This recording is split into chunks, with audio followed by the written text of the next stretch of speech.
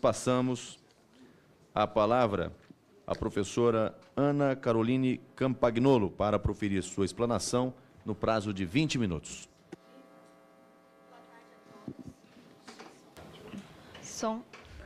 Boa tarde a todos. Eu gostaria de cumprimentar especialmente o presidente pelo convite e também o Dr.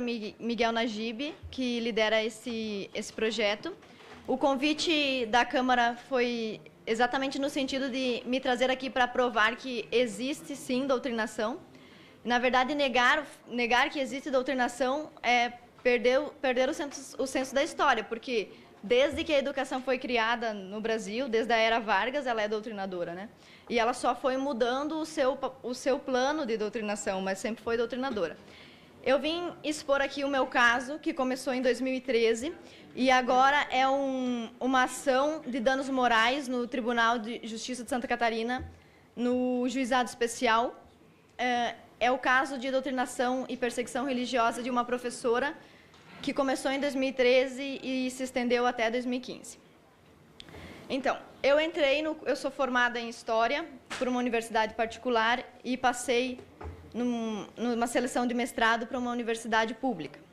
Assim que eu ingressei e a professora teve acesso ao meu projeto, ela foi super educada comigo, inclusive me mandou um e-mail dizendo que estava feliz, né, pela orientação do meu trabalho, que eu nitidamente era crítica e interessada e que nós faríamos um bom trabalho. Só que esse entusiasmo da professora durou apenas uma semana, porque na semana seguinte, ao início das aulas, os meus colegas me denunciaram para a professora, porque eu tinha algumas fotos na internet com minha família, meu pai, e alguns versículos da Bíblia. E aí a professora resolveu me mandar uns e-mails questionando como é que eu ousava publicar na rede social pensamentos assim tão perigosos. Aí o e-mail que ela me mandou, primeiro deles, eu não vou citar nomes, nem da instituição, nem da professora, porque embora ela tenha tentado me prejudicar, a minha intenção aqui não é essa. Então, um dos e-mails que ela me mandou dizia o seguinte: estou recebendo estes links do seu Facebook pessoal, onde você se mostra antifeminista. E eu, como professora, estou sendo cobrada porque te oriento, né? Porque ela era minha orientadora. Você tem todo o direito de ser antifeminista ou conservadora, mas não combina com esta pesquisa, nem com as práticas que temos acerca das conquistas. Mas, assim, temos quem? Ela está falando em nome da universidade? Uma professora sozinha pode falar quais são as práticas e as concepções da universidade inteira, pode ditar qual a ideologia da universidade inteira. É isso que ela transmite aqui no começo. E ela continua: vamos conversar sobre isso, mas peço gentileza de analisar melhor as coisas que você compartilha. Tá, então, esse foi o primeiro probleminha que eu tive com essa professora, e eu respondi esse e-mail questionando para ela por que eu estava sendo denunciada se a universidade era um lugar plural, onde deveriam existir diversas concepções, inclusive contraditando em todo momento uma concepção a outra para assim se produzir o conhecimento filosófico e científico. E ela me respondeu nitidamente naquele morde-a-sopra: me desculpe por ter sido incisiva, vamos deixar isso para lá. Acontece que ela não deixou isso para lá, e um tempo depois, durante uma aula, por causa de concepções da minha vida que são transmitidas pela internet, pelo YouTube, religiosas, ela empreendeu uma verdadeira sabatinada assim, durante a aula, né? Com os colegas contra mim. E, por isso, eu vou pedir para a equipe transmitir um áudio. Na verdade, assim, o processo de danos morais movido contra essa professora tem 3 provas: documentos, e-mails e uma prova fonográfica, que é um áudio da aula dela. Só que o áudio é muito grande, né? Então eu reduzi 3 minutos com a parte que não fosse muito chocante, com palavras que não fossem muito chulas, devido ao local em que estamos, né? Se hoje nós estamos aqui estudando, passamos, nós mulheres, num programa de mestrado, foi porque nós podemos. E nós podemos... Áudio e vídeo. É esse, mas é que tem que aparecer no internet. Se hoje nós estamos aqui estudando, passamos, nós mulheres, num programa de mestrado, foi porque nós podemos. E nós podemos porque algumas pessoas do passado fizeram o caminho. Que não se nasce mulher, torna-se mulher. O mais importante movimento do século XX é o feminismo, e a mais importante revolução provocada por essa onda é a revolução sexual. Então, se nós acreditamos nisso, se nós estamos aqui nesse curso, nós passamos nesse curso, nós estamos aqui porque nós nos matriculamos dentro de uma... Olha só o que ela vai dizer aqui, ó. Se nós estamos aqui nesse curso, é porque nós nos matriculamos em uma perspectiva de pensamento. Mas eu não me matriculei numa perspectiva de pensamento. Me matriculei no ensino público. Público. Quer dizer que se eu... Não importa a minha religião, minha concepção, se eu for feminista ou antifeminista, isso independe da minha participação nessa disciplina. E a professora tem a obrigação de ser impessoal na avaliação dos meus trabalhos. Inclusive, sobre isso, ainda há um detalhe. Durante todo o tempo em que ela não resolveu me atacar dessa forma, eu realizei todas as atividades que ela solicitou. Inclusive, ela, sabendo que eu era cristã, uma das atividades que eu apresentei, sem nenhuma resistência, sendo subserviente ao que a professora pediu, era um livro chamado Eunucos por Amor ao Reino, onde eu tinha que explicar para a turma de que forma a Igreja Católica era desde a sua raiz misógina, sendo que eu sou cristã. Então, aquilo ali foi difícil, mas eu fiz exatamente como a professora tinha pedido, não contestei o livro, apenas expus o livro. Respeitei o espaço público de uma forma que ela não conseguiu respeitar o meu espaço privado, tá? Pode continuar, por favor. Perspectiva de pensamento, de uma linha de pesquisa. Feminismo, como outros dizem, como disse, é muito sério. Não é uma brincadeira. Quem é que pratica a forma do estupro, se não são os homens? Por que as mulheres abortam? Toda mulher que aborta tem um homem que foi lá e colocou um sêmen dentro dela e fez com que ela engravidasse e não assumiu. Então, assim, é sempre o machismo que trata atrás dessas coisas. Então, tudo isso está junto, está dentro do mesmo contexto. Ser feminista, eu mandei para vocês um tempo atrás. Ser feminista hoje é tudo aquilo que está escrito ali. Eu quero que alguém me aponte uma daquelas coisas que seja prejudicial à saúde de alguém. Olha, aqui vocês vão ver. Eu cortei bastante esse vídeo, mas o tempo todo ela fica, eu quero que alguém me aponte. E ela fala outras coisas que diretamente iam contra a minha fé. E eu nunca contestei isso, nunca, na aula. Tanto que no áudio completo é possível ouvir os colegas dizendo, olha, Ana, a gente admite que você sempre respeitou, nunca falou nada. Então, ela trouxe um negócio que era completamente pessoal, de fora, certo? Se um professor tivesse feito isso com a sexualidade de um aluno, isso aqui estava em polvorosa, né? Se tivesse feito isso com a raça de um aluno, mesma coisa. Agora, já que é com o cristianismo, então aí pode ser esculachar, porque não presta mesmo, né? Então, vai, por favor. Obrigada. É que alguém me aponte. Alguém aqui pode me apontar uma daqueles itens, pode abrir aqui. Agora, eu discuto. Eu gosto de argumento. Eu não gosto de lista. A minha lista foi pautada nisso. Por isso que eu estou nisso. Senão eu estaria aqui, não teria esse poder e esse saber. Ó, aqui ela admite o seguinte. Ela tem um certo poder que ele é conferido pelo Estado, mas ela não entende que ela é servidora pública. Ela não é mandadora pública. Ela serve ao povo, ela não manda no povo, certo? Então, como servidora pública, ela exerce uma certa autoridade dentro da sala de aula e aqui ela está abusando da sua autoridade. Eu reduzi o vídeo bastante porque era impossível vocês ouvirem aqui horas de vídeo, né? Mas ela reconhece que ela tem esse poder e ela não tem nenhum cuidado com esse poder. Ela afronta, ela humilha, vocês vão ver no decorrer do vídeo que ela me chama de ridícula e as pessoas que gostam do que eu digo, do que eu creio também são ridículas, então, por favor. Então, ou eu concordo ou não concordo. Se eu não concordo, eu não venho. Se eu concordo, eu venho. Então eu não posso ficar nesse curso. Aqui não recebe conservadores. A minha sugestão do meu nível de conhecimento quanto a universidades e quanto a estudo é nesse sentido. Entendeu? Esse é o que eu sei. Eu não sei, de repente tem uma universidade em história que... Olha, a minha colega, a professora não só participou da humilhação que ela me causou naquele dia, como ela endossou a humilhação dos colegas. Aí vocês estão ouvindo uma colega minha dizer, eu não sei, mas quem sabe você procura uma outra universidade. Mas essa aqui é pública. Como assim que eu tenho que procurar outra? Eu tenho que ir lá pagar uma particular? Isso, digamos que a particular não tem esse problema, mas tem também. Então, olha só, a minha colega está sugerindo isso e vocês vão ver que a professora, em todo momento, concorda com esse pensamento. Seja conservadora. Eu não sei, eu não conheço todas. Só que a lógica é que a tua lógica, a lógica dos conservadores é a da opressão. E a nossa não. Ah, tá, lógico. Eu sou muito opressora, eu estou oprimindo vocês. Olha, essa frase é o lema dos intolerantes, tá? Vocês são opressores. Nós não somos opressores. Então, como nós não somos opressores, nós vamos oprimir vocês para vocês pararem de oprimir a gente. É basicamente isso aí, tá? Então, olha bem a frase que ela disse. A lógica é, vocês são opressores e nós não. Só que acontece que naquela sala de aula tinha 14, mais um professor contra 1. E eu que era opressora, sendo esculachada ali meia hora. E os outros dias, né? Pode passar. Oprime demais. Gente, então vocês vão lá na direção da FAED e dizem que vocês não querem alunos que tenham divergência de opinião. Primeiro dia de aula que eu estive aqui, já teve colegas me denunciando por eu ser conservadora.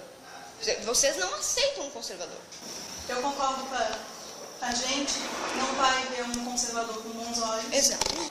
Eu não estou fazendo nada contra você, não vou fazer, não é o meu objetivo, eu respeito a diferença, não, a questão não é essa. Quanto a mim, professora desse lugar, eu só te peço, Ana, que não desqualifique, não continue desqualificando, ridicularizando a mim, ao curso, ao programa e aos colegas. Porque é um ridículo do começo ao fim. Né? Isso está evidente, claro. Então, eu acho muito triste que seja desse jeito. Evidentemente, tem um monte de gente que gosta do ridículo, mas eu não gosto, né? Obrigada. Tá, então, nesse quadro que vocês estão vendo, onde eu, opressora, fui oprimida pelos não opressores, existe todo um pensamento que é bastante homogêneo e hegemônio ali naquele meio, que é o pensamento esquerdista e pode-se dizer quase de certeza, principalmente nos cursos de humanas, um pensamento anticristão, certo? Então, se ele fosse um pensamento anti-negros, não poderia. Se ele fosse um pensamento anti-gays, não poderia. Se fosse um pensamento anti-mulheres, não poderia. Mas anticristãos podem, né? É tranquilo. Então, eu quero demonstrar como é esse pensamento anticristão. Eu quero pedir para as meninas aqui do acesso colocarem as imagens para mim. Tem uma imagem, isso aqui é o DCE, tá? É o Diretório Acadêmico do meu curso. Olha o que está escrito aqui na parede. Tá? Satã reina.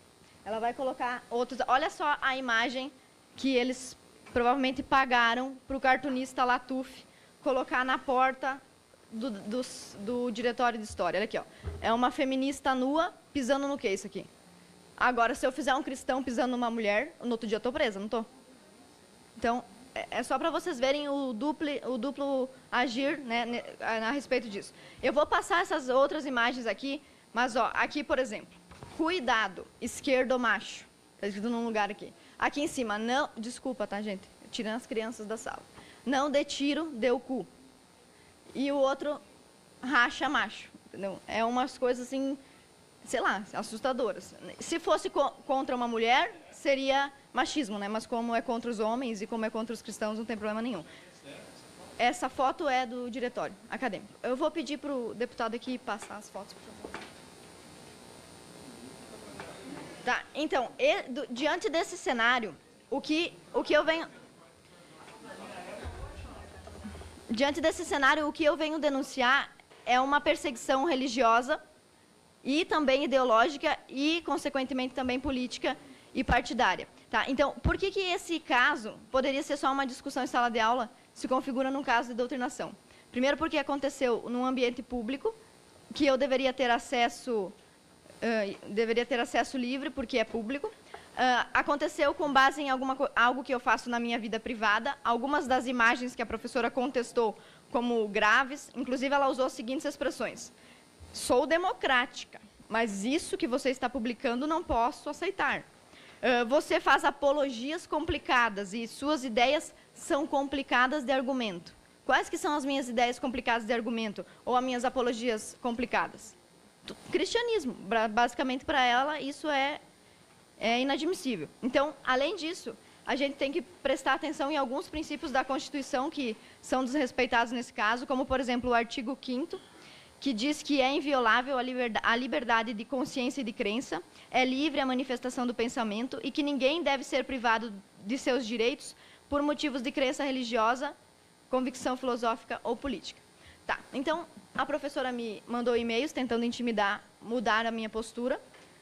Eu fiquei bastante chocada naquele primeiro momento. Os e-mails que eu mandei para ela que estão no processo são e-mails assim de uma aluna assustada. Tá bom, professora, faço o que a senhora quiser. Fui lá, apaguei tudo, não adiantou, né? Depois de uns meses, eu apaguei, porque eu fiquei com um pouco de medo, né?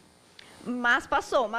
E eu percebi que quem estava errado nesse caso era ela. Então, eu voltei a assumir a minha postura cristã. Aí aconteceu esse evento dentro da sala de aula.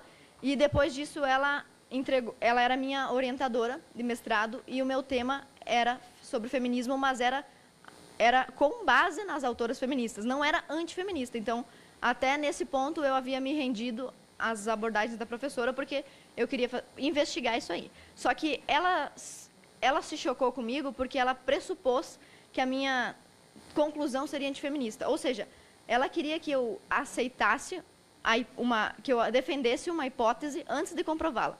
O que é uma dissertação de mestrado ou uma tese de doutorado? Você vai fazer uma pesquisa, você tem uma pergunta, uma hipótese, você faz uma pesquisa para ver se aquilo ali é verdadeiro. Ela queria que eu assumisse a priori que a minha conclusão seria uma conclusão feminista, certo? Isso aí é assassinar a ciência.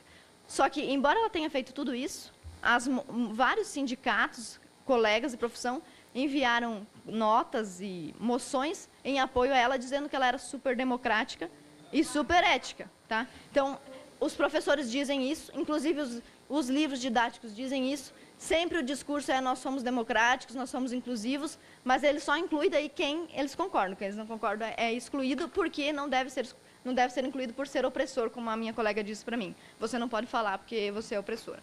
E depois de tudo isso, a professora resolveu abandonar a minha orientação, o que resultou imediatamente no abandono do tema. Todo o tema que eu tinha estudado durante a graduação, durante o tempo que eu já estava no mestrado, eu tive que jogar no lixo, começar um trabalho tudo de novo.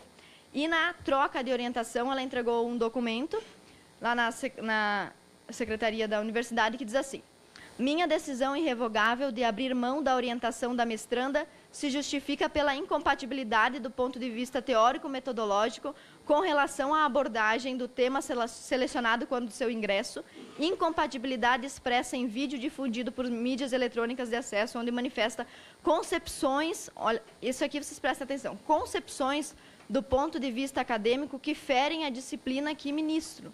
Então, a disciplina dela só pode ser, ela funcionária pública, recebe dinheiro do seu imposto, que vão para o salário dela, mas na disciplina dela só podem estar quem concorda com as premissas do feminismo, né? E de outras teorias, porque se ela não fosse feminista e, digamos, fosse adepta a outra teoria, ela ia fazer esse mesmo procedimento com outra tese. Tá? Então, depois de tudo isso, eu não aguentei essa pressão da professora e resolvi entrar com um processo de danos morais por ela ter me prejudicado materialmente e moralmente com essas humilhações em público e etc. E aí, na contestação da ação que eu movi contra a professora, fiz uma petição inicial e apresentei sozinha, sem advogado, porque eu quero provar para a professora que eu posso enfrentá-la, não é porque eu não tenho doutorado e não ganho 15 mil que eu não posso fazer isso. E eu entrei com essa ação sozinha, sem advogado, e ela resolveu contestar a minha petição inicial. E na minha contestação ela me chamou. Em vez dela defender-se do fato de ter me agredido, ela me agrediu. E me chamou de racista, homofóbica, sexista, preconceituosa, mal educada, que eu usava palavras de baixo calão no meu convívio particular, sendo que vocês ouviram o que ela disse aqui, né? Ouviram as palavras que estavam aqui, né? Fora as outras que eu direi para não chocar ninguém. Além disso, ela não cita as provas que eu usei contra ela, ignora, e usa a palavra do sindicato a seu favor. Por exemplo, o sindicato está me apoiando e os alunos me apoiam também. É evidente que os alunos te apoiam, eles foram doutrinados assim como eu, né? Como eu tentei ser. Então, qual é o quadro crítico desse processo?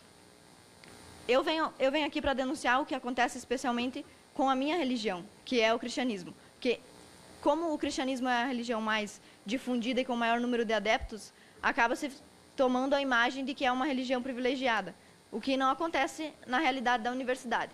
Quem sempre foi evangélico como eu, sabe quantos coleguinhas riam da gente quando a gente falava que, não, professora, eu não tenho certeza sobre a teoria da evolução. Ah, crente. Sempre assim, crente, não fala com a crentinha. E até hoje, no mestrado, na idade adulta, os colegas, na gravação que tem da professora, eles conseguem fazer insinuações assim, ó. Tem gente que não gosta do feminismo, tem gente que não gosta de sexo, então não posso fazer nada. Entenderam as conclusões que eles tiram? A humilhação que eles tentam colocar em cima de você para que você se adeque ao pensamento da hegemonia esquerdista, só que, ou não, pode ser também uma doutrinação de direita, né? A gente deve combater tanto uma quanto a outra. E eu não venho aqui falar como uma pessoa inimiga dos professores, porque eu também sou professora, é importante falar isso. Eu sou professora na rede pública, já fui professora na rede privada. É meu tempo?